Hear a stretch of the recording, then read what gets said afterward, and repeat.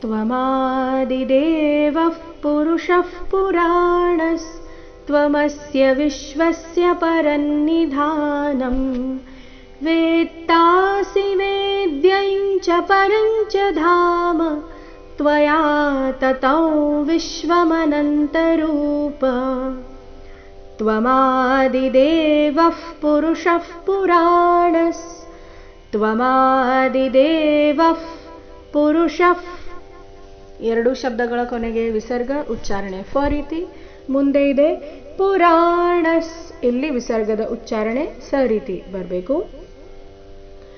ತ್ವಮಸ್ಯ ವಿಶ್ವಸ್ಯ ಪರನ್ನಿಧಾನಂ, ಇಲ್ಲಿ ತ್ವಮಸ್ಯ ವಿಶ್ವಸ್ಯ ಈ ರೀತಿ ಹಾಡಬಾರ್ದು. ತ್ವಮಸ್ಯ ವಿಶ್ವಸ್ಯ ಪರನ್, ಎಲ್ಲ ಅಕ್ಷರಗಳು ರಸ್ವ. ನಿಧಾನಂ, ಧಾ ಮಾತ್ರ ದೀರ್ಘ. ನಿಧಾನಂ ವೇತ್ತಾಸಿ ವೇದ್ಯಂ ಚ ಪರಂ ಚ ಧಾಮ ವೇತ್ತಾಸಿ ವೇದ್ಯಂ ಚ ಪರಂ ಚ ಧಾಮ ತ್ವಯಾ ತತೌ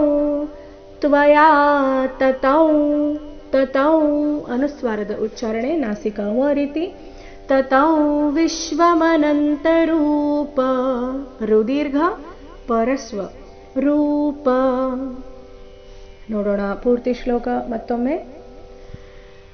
ತ್ವಮಾದಿದೇವಃ ಪುರುಷಃ ಪುರಾಣಸ್ತ್ವಮಸ್ಯ ವಿಶ್ವಸ್ಯ ಪರನ್ನಿಧಾನಂ ವೇತ್ತಾಸಿ ವೇದ್ಯಂ ಚ ಪರಂ ಚ ಧಾಮ ತ್ವಯಾ ತತೌ ವಿಶ್ವಮನಂತರೂಪ.